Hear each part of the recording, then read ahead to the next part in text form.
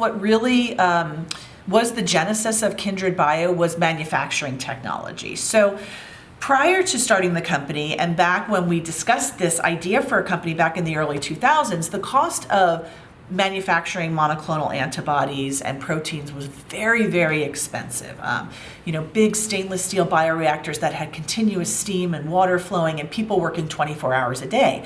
Well, since the early 2000s, fast forwarding to when we started the company in 2012, technology has moved exponentially fast. There's now disposable technology. You can manufacture these very sophisticated products at a much lower cost, which for us was the key to starting the company, because typically a manufacturer sells to a veterinarian.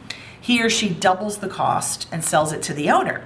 And as you may know, if you're a pet owner, a lot of people pay out of pocket. We say, insurance is sort of Visa, MasterCard, and American Express for pets. So before we start any product, we need to know that we can manufacture it at a cost that in the end, the owner can afford. And that really was what drove us to be able to start the company, was the incredible advancement in biotechnology and manufacturing technology.